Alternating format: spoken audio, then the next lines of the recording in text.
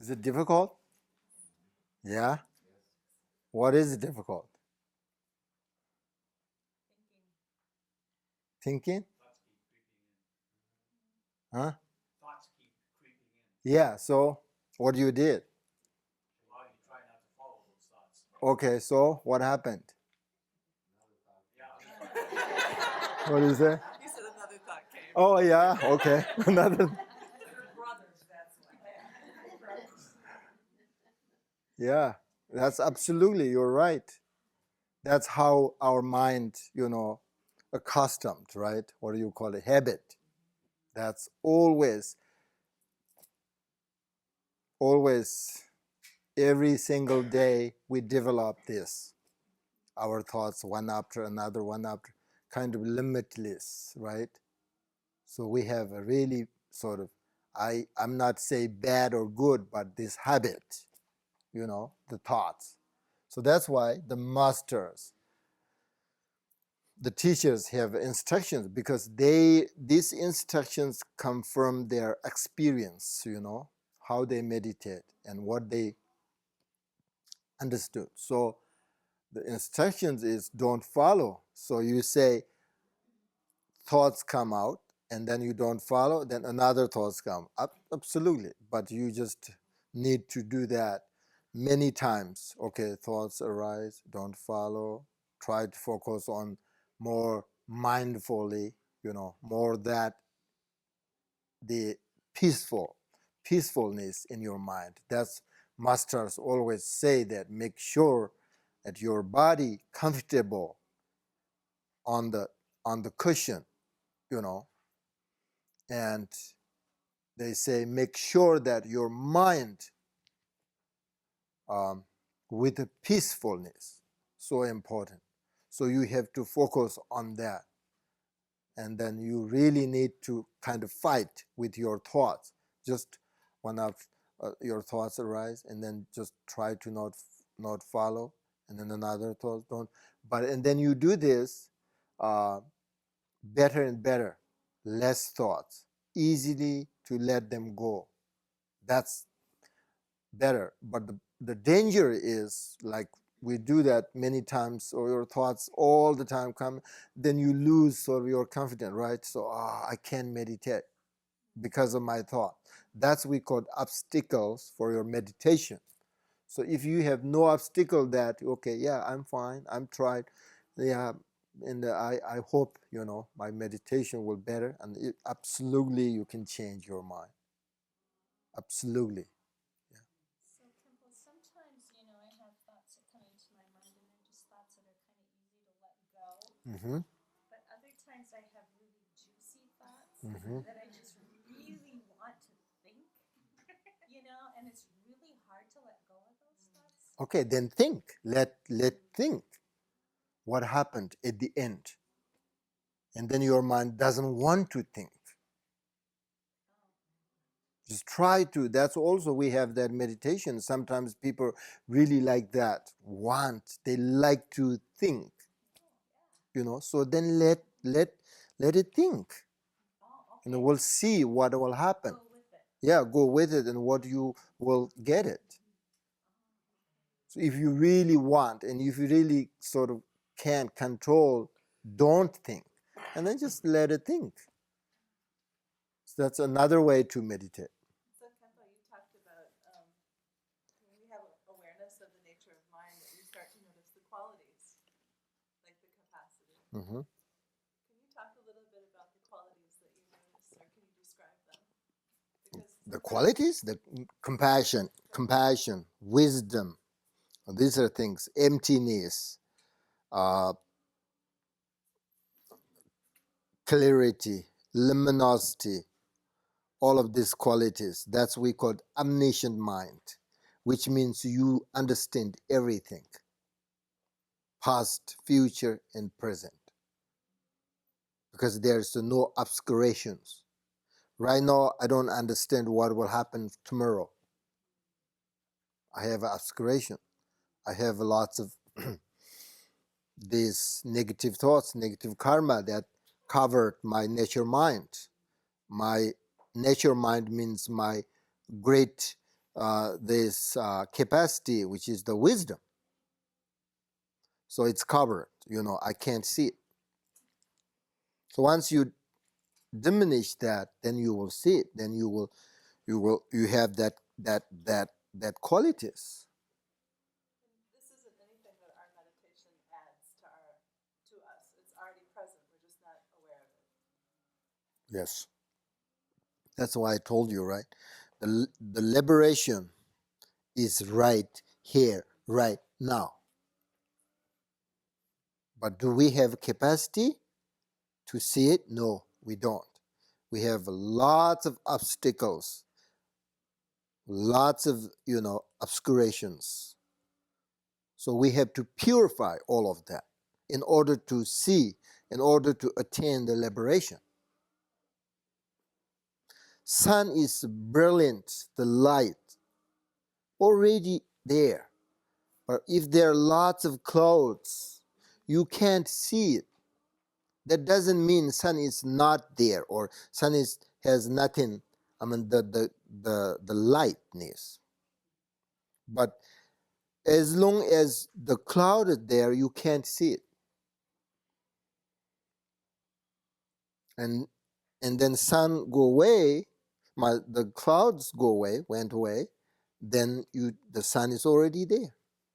Like that. We have lots of obscurations that cover, that can't see. That's what we call ignorance. Ignorance means not knowing, right? Ignorance doesn't mean you don't understand, but it means you misunderstand.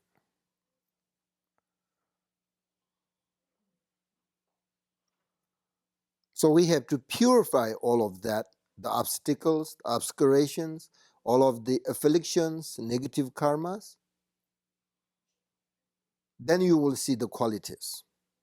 But in order to purify this negative, only through your meditation, practice meditation. Yeah. So, when you're meditating, is that a good analogy, the one you just made about the sun and the clouds? I mean, the analogy is, when you're meditating, those thoughts come into your mind and you try to let them go. You try to let it go and purify the thoughts, right? So you can See the sun, the true nature then. Yeah. It's similar, similar like that. We have lots. That's a Buddhist point of view. They called obscurations.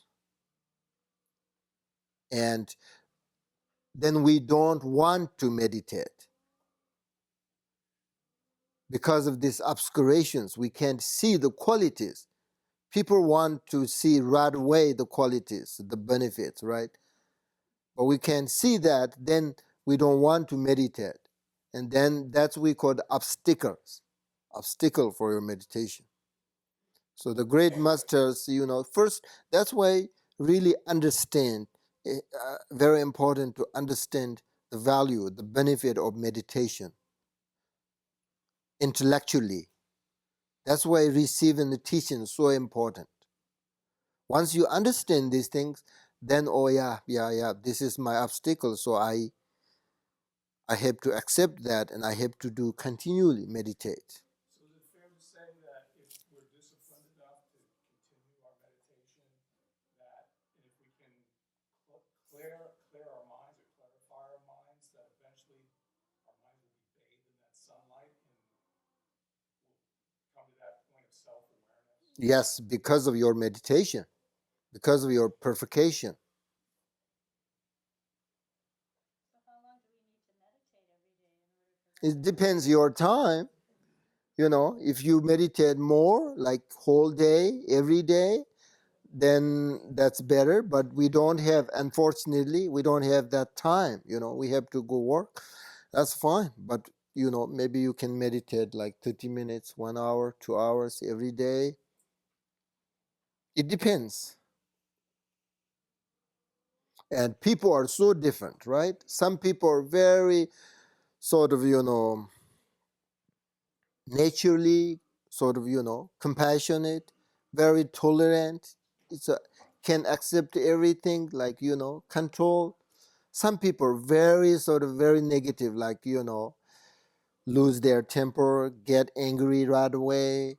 It's like people are different, right? So that's also, if you have more negative thoughts, negative karma, uh, take more time to attend the liberation.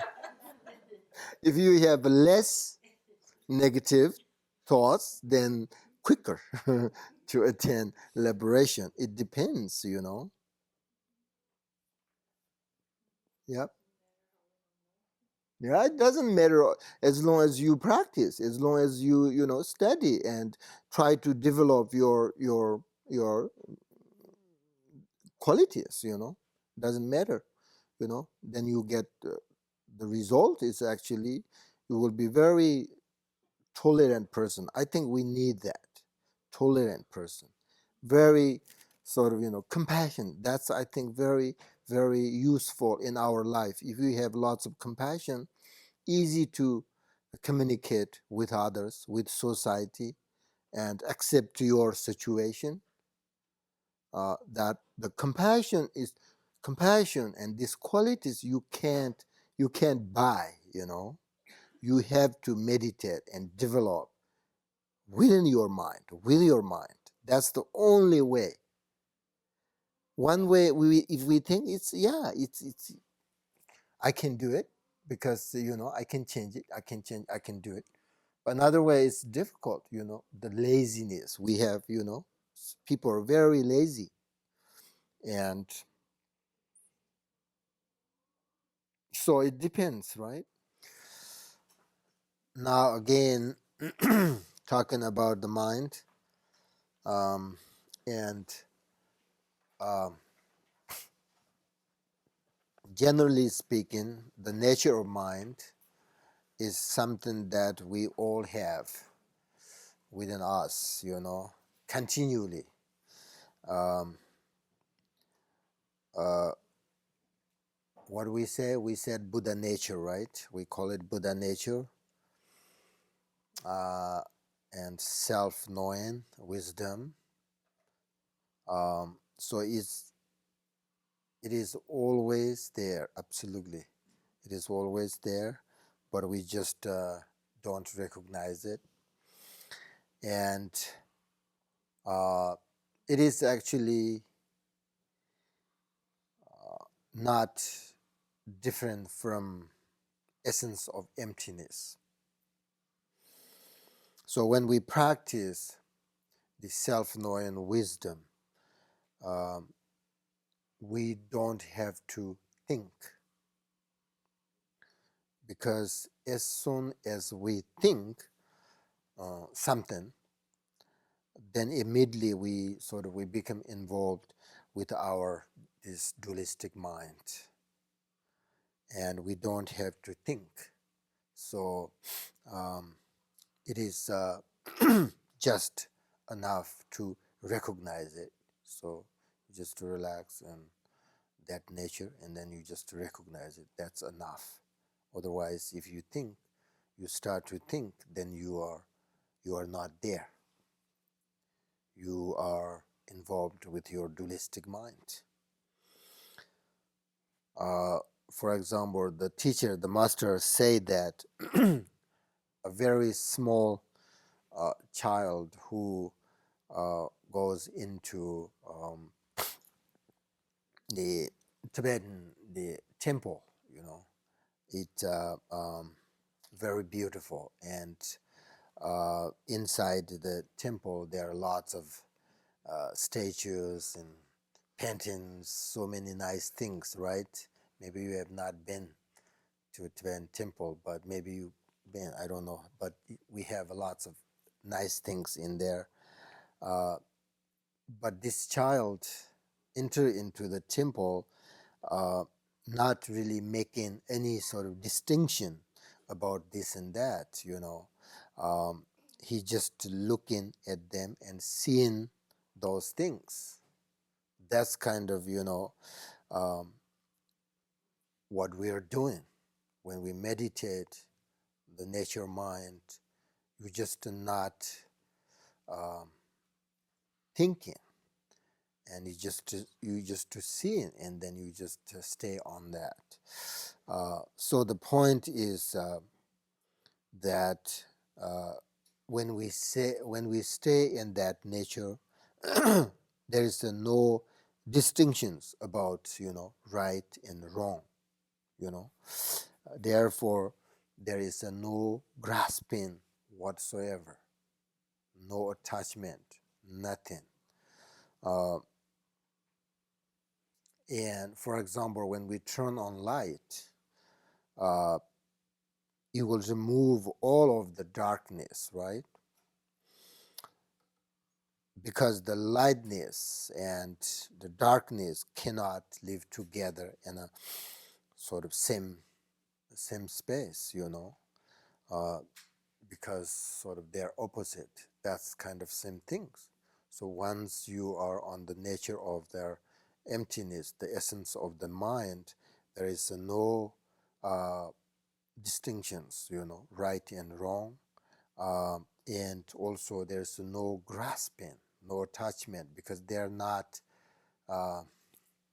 it's like light and dark, So once you have this wisdom and the quality of the understand the nature mind, there is no grasping, no afflictions,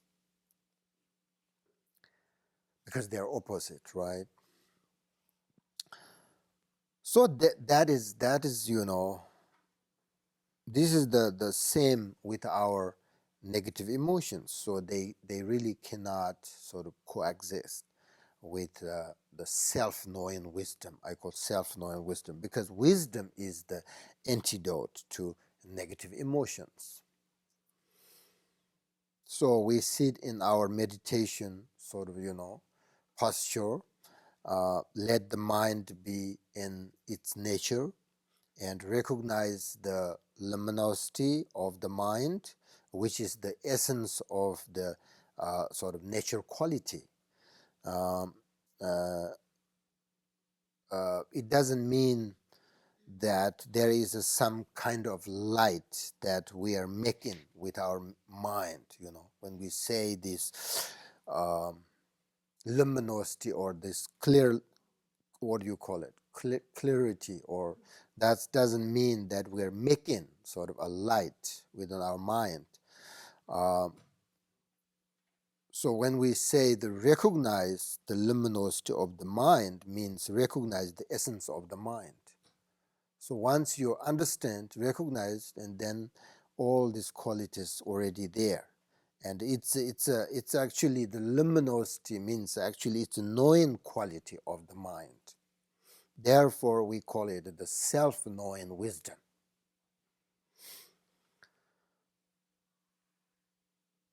So we need to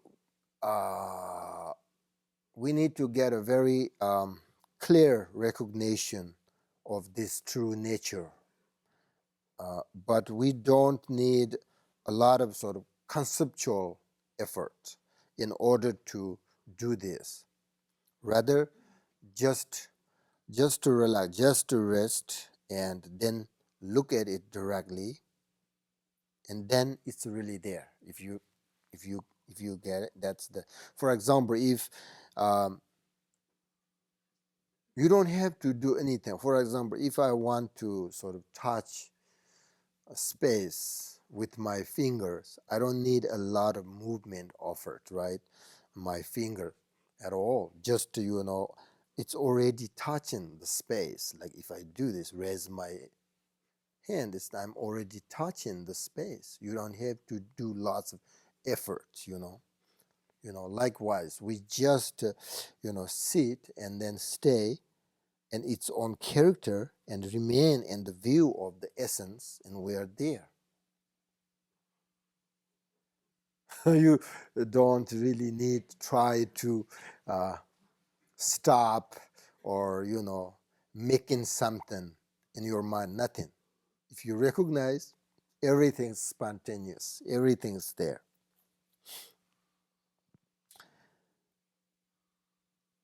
But in order to practice this kind of teaching,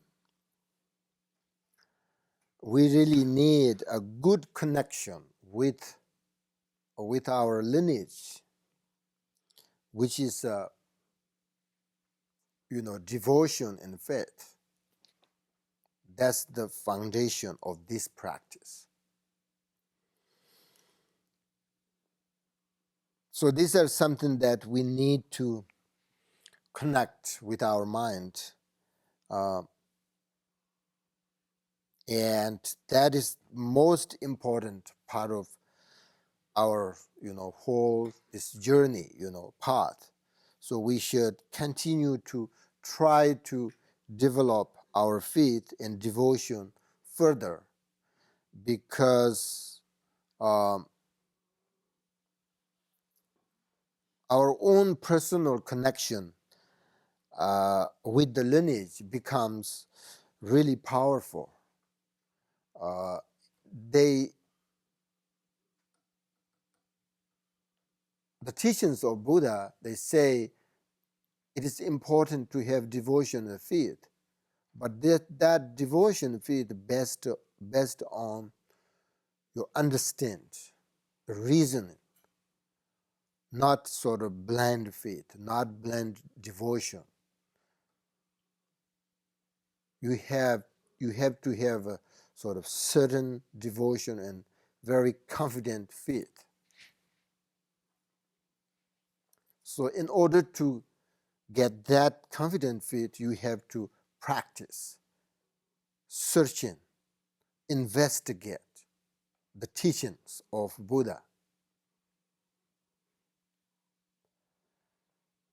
My root teachers say if you have no devotion, the correct, right, the devotion and faith, there is no chance to recognize the true nature of mind and see the qualities.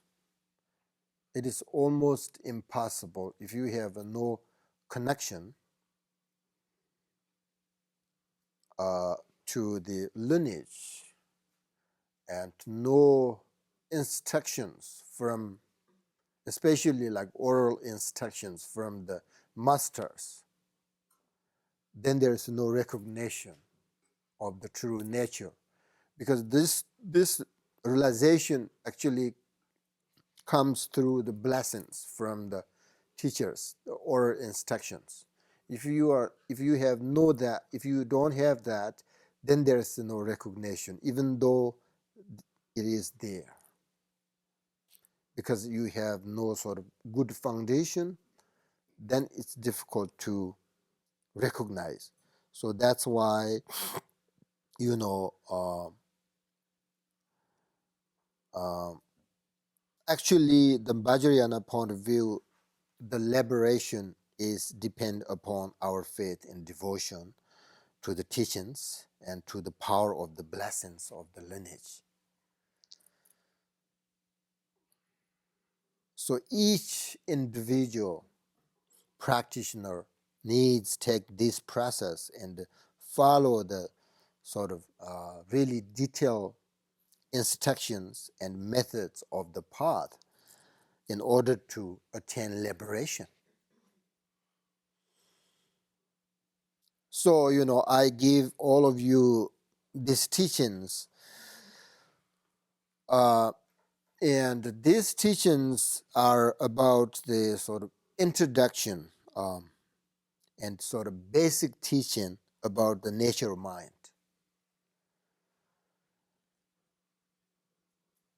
And kind of fundamental teaching.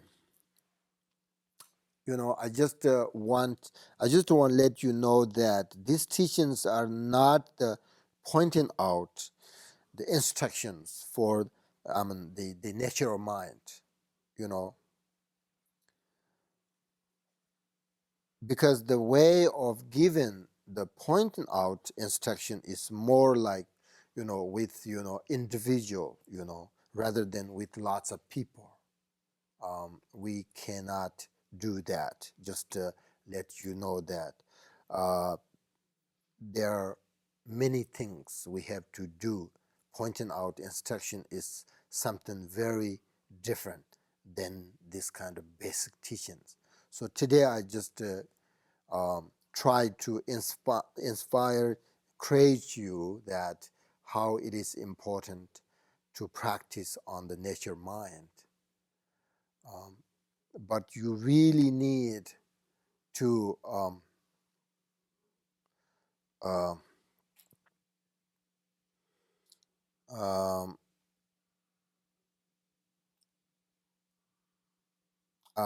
you know, have a good foundation in order to completely sort of understand the nature mind, not really intellectually. Now we are talking this, it's totally fine. You know, you just maybe you have some idea or nature mind about the nature mind. You know, that's really good. You know, but pointing out the nature mind is not like that. It's more sort of personal, you know, thing, and it has lots of methods to how to show the really sort of the nature mind. So these teachings are very, I mean, the point of Vajrayana's point of view, this teaching, this is the highest teaching in Tantric, you know, Tibetan Buddhist Tantric teaching. So we cannot do that without the good foundation.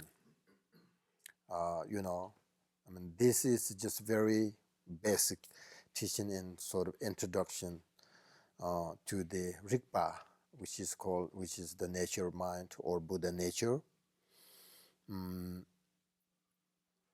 But if you really want to sort of be the attain liberation, you have to meditate on this. And once you receive we call the Dzogchen, the great perfection, instructions from a qualified teacher, not just a teacher, very special teacher.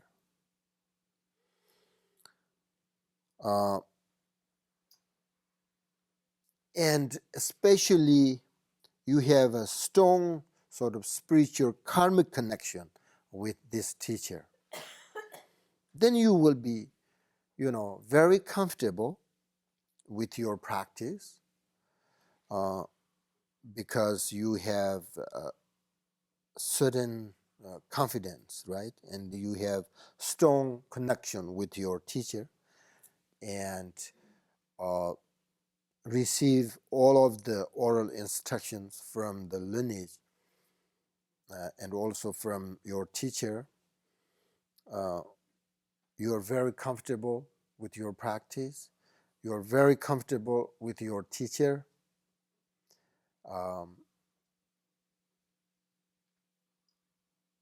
So therefore, in order to receive this oral special instructions, you have to first find your teacher. You cannot practice this teaching without teacher. Okay, very dangerous. It's a very good teaching, but it's also you need sort of, you know, teacher in order to meditate on this correctly. Not only just to receive the instructions for, you know, not only for you need teacher because of you need to receive the teaching. No, but first you have to receive the instructions from qualified teacher. And then you have to practice on that. And then you have a lots of, I just told you, experience, good and bad experience. Sometimes you are not sure your meditation is correct or not correct. So therefore you need another way, you need a teacher. You have to ask always, how am I doing? It's good, my meditation, what do you think? You have to tell the teacher exactly, what is going on with your meditation. Think this is correct or this is not correct. And then if qualified teacher you have, then he or she will tell you correctly. And if you are not correct, then they will correct your meditation. So therefore, if you practice the teachings, Dharma, very skillfully and very correctly and follow the instructions, it is absolutely good for you, good for your life.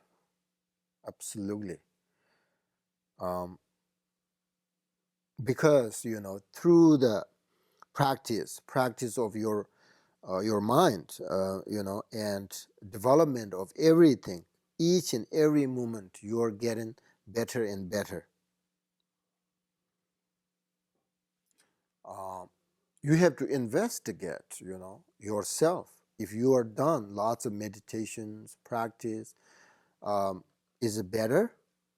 How you think, your understanding, your wisdom mind, how you relate to your circumstance, everything is getting better and better, or everything is the same. If you correctly meditate and you have enough to meditate, then everything is getting better and better. Which means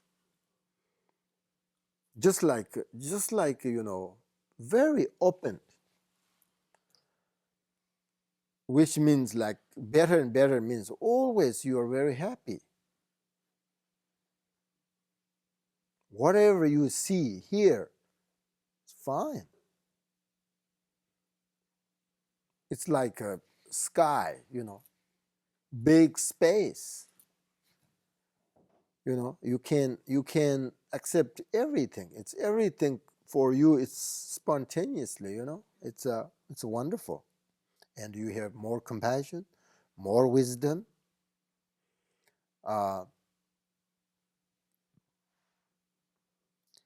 So everything, getting better and better. As you know, the purpose of Buddhist practice is really to develop our mind and to bring us more peaceful and happiness in our life. And this sort of, happiness and peace of mind come from our practice meditation. So we have to focus on the sort of inner development, and also it is as a method to develop our inner happiness. So it's so important to find your teacher if you want sort of really practice whatever Buddhism or other religion or whatever.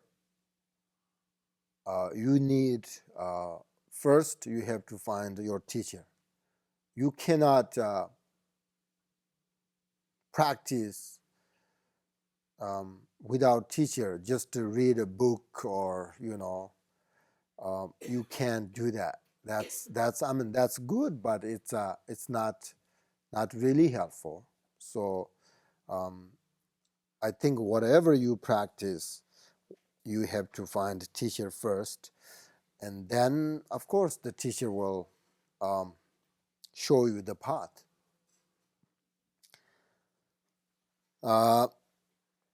So when we recognized the correct view of emptiness, and we call this appearance, right? Phenomena.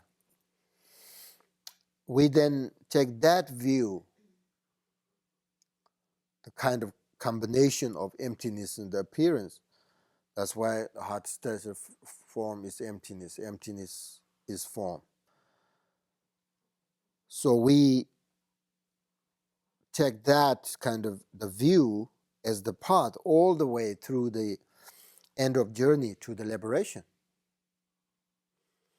Once you have recognized that, then your job is really to develop the length of time that you can stay in that state, the state of the nature mind, and you practice using the oral instructions from your root teachers,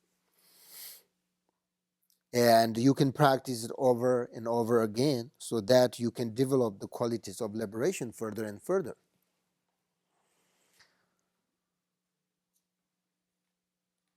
And eventually, when you can sort of stay the nature mind uh, for a very long time, like for a whole day, continually, like, 24 hours, without a break, then what we call you are become a Buddha, In that case, it is said that, what? 3 hours. No, actually, like a week. She's going to keep on extending the time.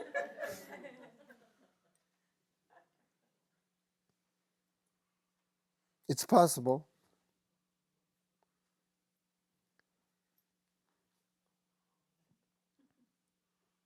Everything is changeable. Right now, we can't meditate, even though like within 5 minutes, without thoughts or without, but it's changeable. We can meditate one day, we can meditate like 1 hour without thoughts, no problem. It's possible, right? It depends your diligence, depends your meditation. So, that's what we call liberation, right? That's what we call, what do you call it? Become a Buddha. And that's, like that to say, it is said that, in one human lifetime, you have achieved the mind of Buddha. Many masters did that, like Milarepa did that. He was a very bad person first time. He killed many people.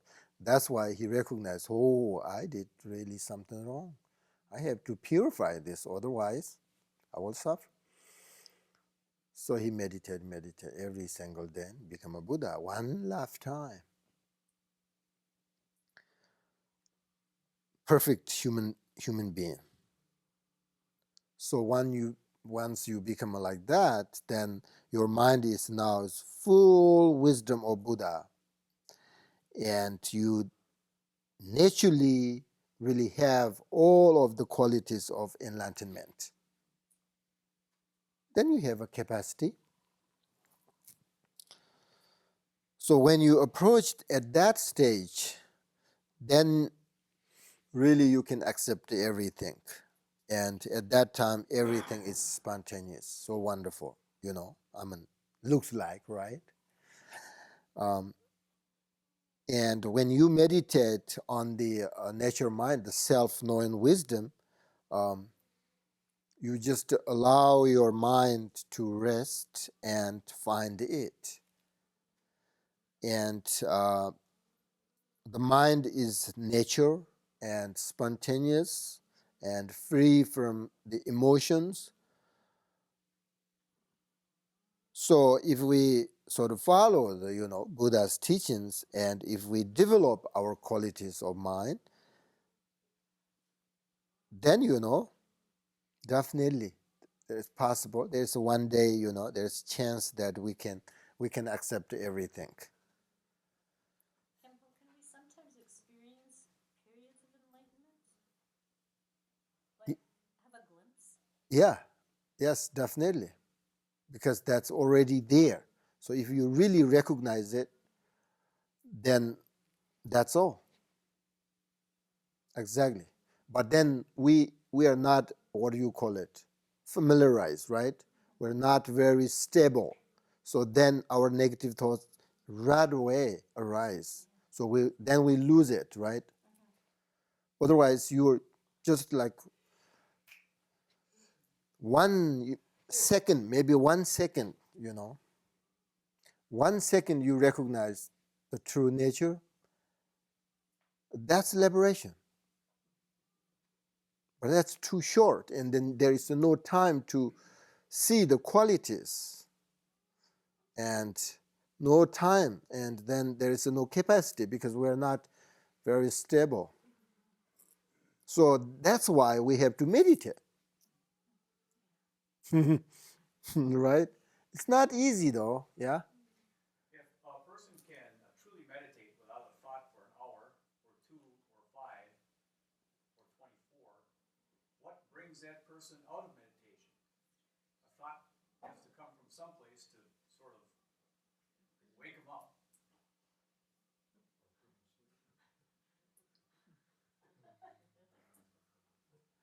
So you mean like what is the cause of that? No, I mean, if I were able to meditate for several hours, Yep. what's to stop me from meditating till I die of starvation? I don't understand. He's saying, like, what would break a person's meditation? So, for example, when your root teacher, when he was in meditation at the end of his life, he's asking what would break that meditation if you had a capacity like your root teacher just to keep on going. What will bring you out of that nature of mind?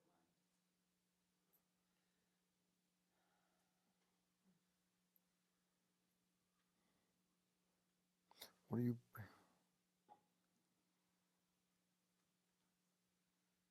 say again? So, for example, when you talked before about the fact that when we sit and meditate, and maybe for a moment I recognize the nature of my mind, and then a thought arises, and then I'm not there anymore because I'm following that thought. He's saying if you have a much greater capacity than what I have, or maybe even what you have, what would cause that thought that would arise that would bring us out of that state, out of that nature of mind? What is the cause? What do you? Yeah. Like, why would you ever, if you had such a great capacity, why would you never not be there?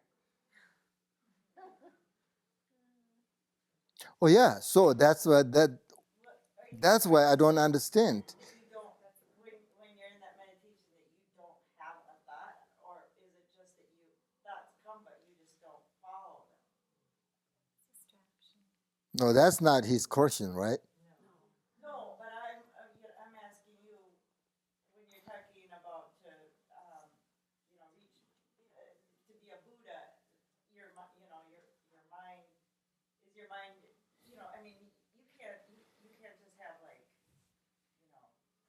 static or something in your head, you have thoughts have to, thoughts come in, but you don't follow them. So the question is, do Buddhas He's have asking, thoughts? yeah, that's basically, he's asking, like, because if they don't have any thoughts, then how does that thought arise?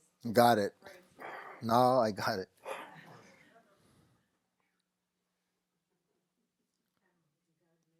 It's so difficult to understand this without experience. But Buddha's point of view, when he drink, when he eats, walk, whatever, never lose this nature mind. He can mix whatever he does, all activities, when we look at, like when I look at my root teachers, oh, he's drinking and eating whatever, but he's in there. He never lose it. He can mix his activities. So Not even if he wanted to? what? So I mean, is that your question? Yes, it does. Oh, okay, yeah. So that's good question, but it's difficult, right? How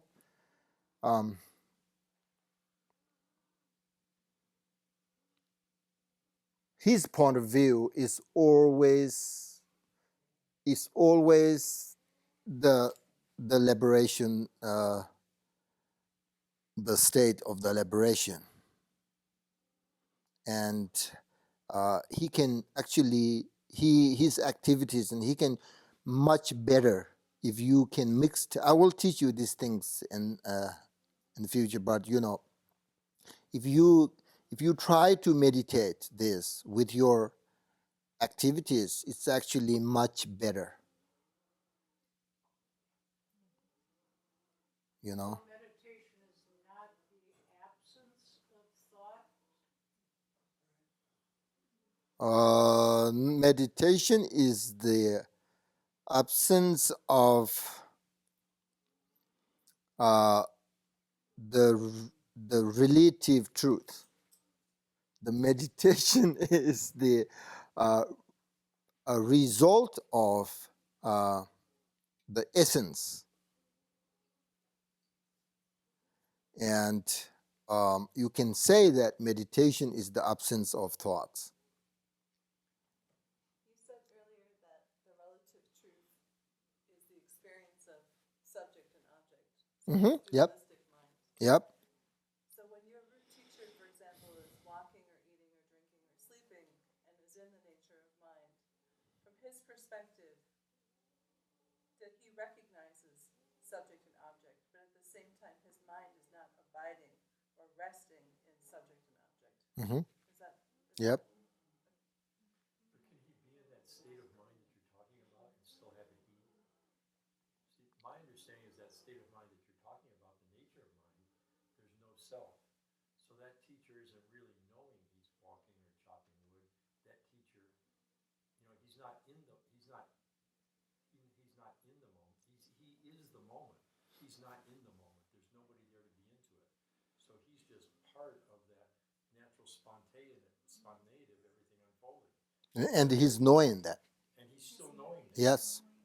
Mm-hmm. That's the quality. That is what we call true wisdoms. But that teacher would still be aware that others might see him as a subject and that others might Yes. see.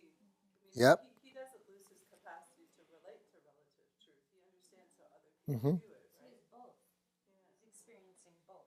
I guess that's what I'm asking Yes. Khenpo. His point of view experience only ultimate level, but our point of view, he understands everything that we want. He has that capacity at the same time. Everything is spontaneous. That's it's very, very high sort of the wisdom quality. He understands that, like, this kind of person understand the situation like 100 years, like 100 years situations right away, like that. It's just we can't actually, they said that you can't explain these capacities, these qualities by words.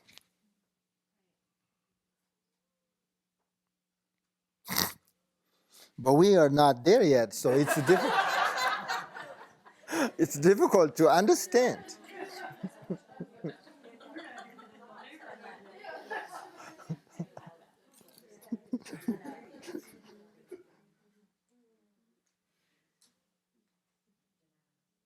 But we understand very well that if we have a compassion mind,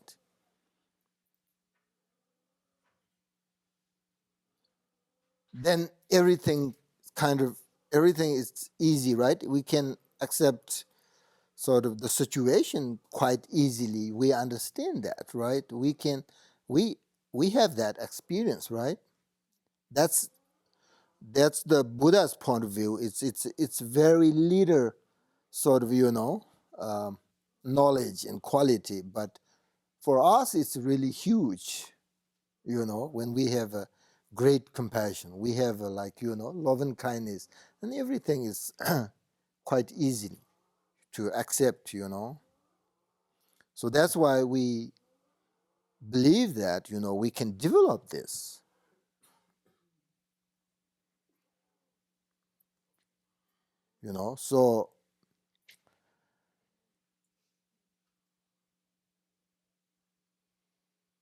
So different. For example, a person who never ever practice meditation, a person who practice every day. So if you investigate these two different people, it's totally different. We can believe that. That's why the meditation is so powerful and very benefit. It's very easy to understand that. So that's why I think even though we're not really, maybe I don't know, maybe you guys very good, but maybe we're not really great sort of practitioners, but we still see the value of meditation, the benefit. So they call training mind, right? Our mind is not tamed yet. So there are mind training teachings. It's very important. And then after that, we have this more sort of, um, dips to the meditation, like, the recognitions, the realizations of nature mind, all of that uh, really brings us a lot of sort of confidence, and especially, how we can do sort of control ourselves and how to open our mind to others, right? So it is really, really change. It's really change our life, absolutely. If you meditate, if you practice, absolutely. So, so therefore, I think I always appreciate the Buddha's teachings, because uh, through the Buddha's teachings and our practice, we can really accept all the situations, whether they're good or bad. So we can be very, very much tolerant and compassionate person through the Buddha's teachings. That's why, I respect him and his teachings. Another makes sense is that Buddha said that you don't have to accept my teachings. You have to just investigate and put the teachings into your practice. Then you will see. If still not helpful, then you don't have to, right? So through the investigate, the Buddha's teaching, through our using our intelligence and wisdom, and then if you see the benefit, still you are not follow and not practice, that's your problem. That's not his teachings. That's not the problem of the teachings. Maybe I mean, lots of people like that, they really know the teachings of Buddha. They understand the benefit if they practice, but still they don't practice. Why? That's a big problem, I think. That's the big problem. I used to, there's a guy who really doesn't know very well, knows little bit about Buddhism, and he has a question. And one time he met a Tibetan guy, and he asked it, his questions. The Tibetan guy didn't know. I don't know. And he kind of amazed. He thought, "Oh, you're Tibetan, and it must be you're Buddhist, and Tibetan is Buddhist country, so you must be very good practitioner." He thought that. It doesn't mean if you are Buddhist, you become a Buddhist. Still, you're not practitioner. You don't practice. I mean, you believe, right? You become a Buddhist. You believe Buddha's teachings, but you just don't practice. And then there is no change in your life, your mind. So that's why Buddha said, "I just give you the teachings," but it completely, absolutely depends yourself. If you want to change, you have to meditate. Khenpo, you said why if people receive meditation instruction, why would they not put it into practice? I mean, you just asked that question. And I think that, at least for me on my own part, is that when my mind became stable and I had more mindfulness, I started actually seeing myself more clearly, and I started seeing some things that I didn't like about myself. And so then my meditation cushion for a while became a reminder of, if I go sit down and I look at my mind, I'm going to see a whole bunch of things about my personality that make me feel uncomfortable, make me feel nervous, make me feel sad, maybe make me feel angry. And so for a while, it seemed like the meditation was actually making my emotions worse rather than better.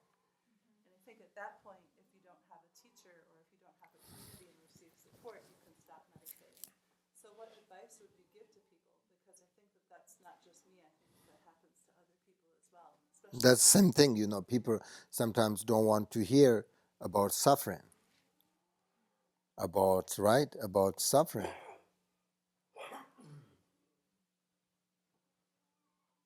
Well, think about that, when you meditate and you will see something that you really don't like.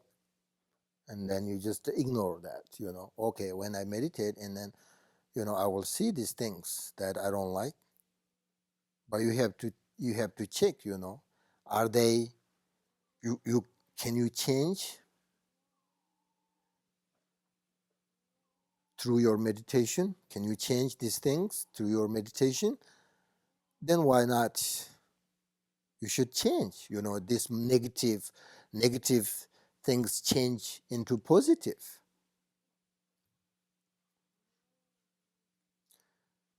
Buddhist point of view, there is nothing permanent. So everything is changeable. Change both ways, right? You can change good way or you can change bad way. But nothing is permanent. You can changeable. So I think that's, when you meditate, you will see something that you don't like, you should change. Something that you don't like, that means like something is negative. So you should try to change that into positive. Yeah. Talk about the circle. But is the circle permanent? Yeah. A what? Is the circle permanent? No. You said because it's got no beginning. Does it have an end then? If there is a beginning, then it has end. If there's no beginning, there is no end. Then it would be permanent. No, that doesn't mean permanent. It's continually changing. Changing circle, yeah. Then if something is changed, that means that means not permanent. Permanent means never ever change.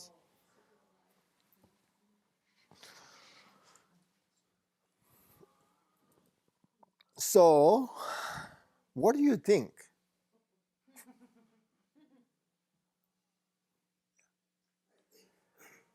She was talking about the circle. I've been thinking about the circle of our existence. And in America, like people that are sitting here, we've been raised a lot different than you've been raised. You've been raised with a whole different set of ideals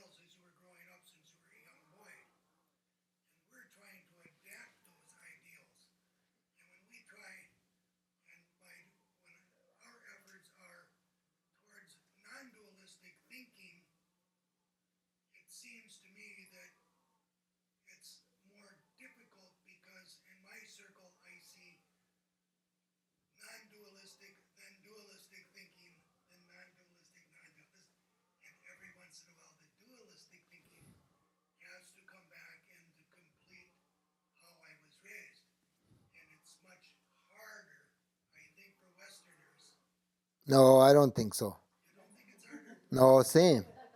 Same. Yep, it's we are not so different. I believe that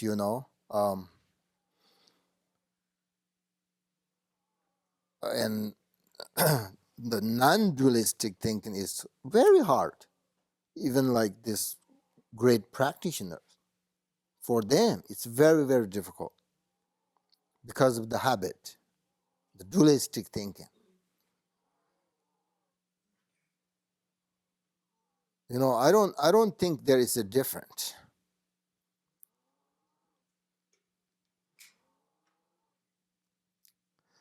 Um, I don't believe that we are very different. Um, maybe we, believe our beliefs a little bit different, but um, actually, like Westerners, more when I teach the people here, I think more easy than Tibet. I think to easily. I mean, you guys easily easily understand the teachings. Um, so I have no problem. With my teachings. Or maybe they don't understand because they're not Tibetan. Actually, very easy. So I mean, I don't think we're very different. So, um, but this kind of meditation is actually very difficult.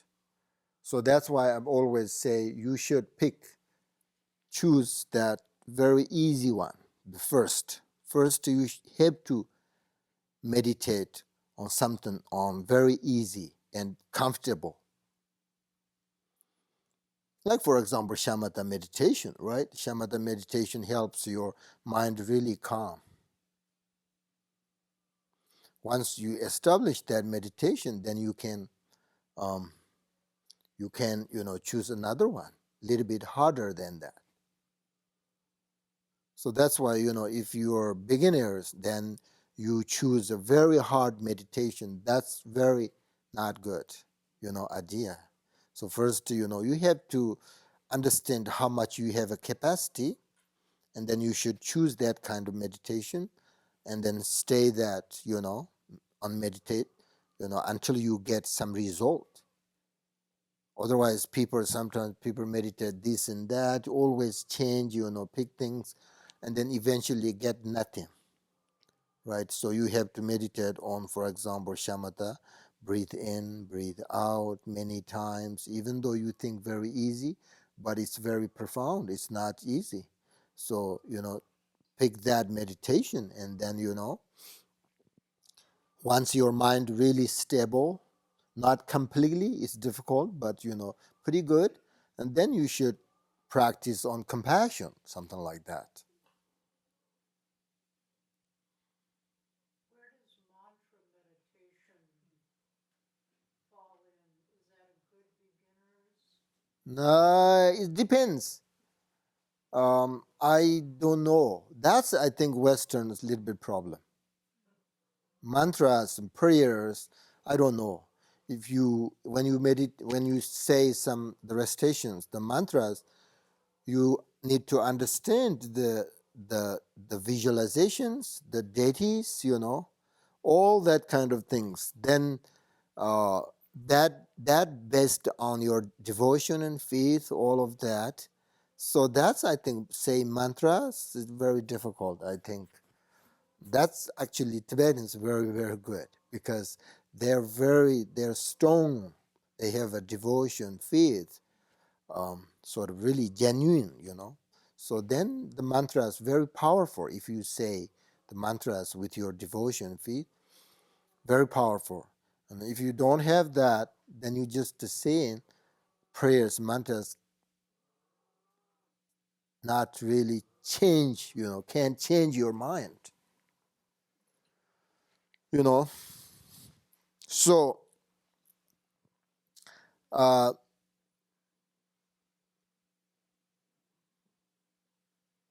so therefore I think, in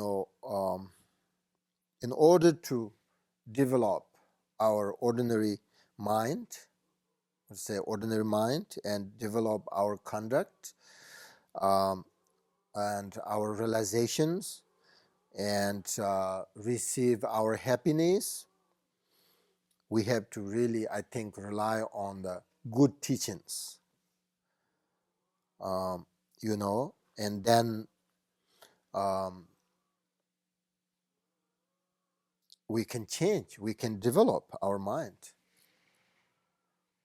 Without teachings, without understand, it's difficult, it's difficult to develop our mind. So, so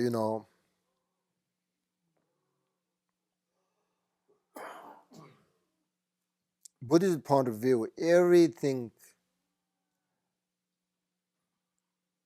comes from the mind. That's why I think they're very much focused on how to develop the mind. So in order to develop mind, only through meditation.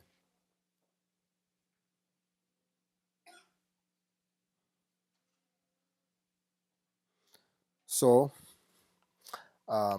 yeah, we should. You want some meditate? Few minutes.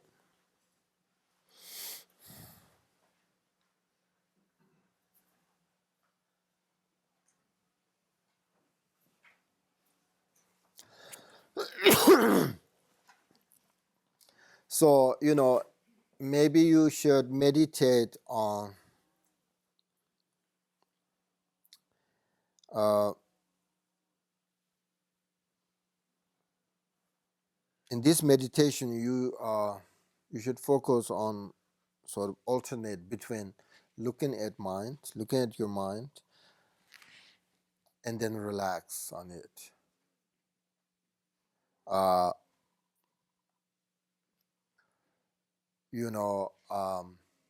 if you want to sort of investigate, a little bit sort of, investigate your thoughts, where they come from, when they stay, when they dissolve. What is the essence of your thoughts? What is your mind? What looks like? So if you want just not really detailed, but, investigate a little bit. And sometimes you investigate what is your thought, where they come from, so sort of suddenly disappear. You can't find it. And then just to relax on that, and then, and then arise your thoughts, and then do that. And then when they disappear, and then just you will experience the empty space, and then focus on that for a while, meditate on that. Understand? No? Yes? Good. So,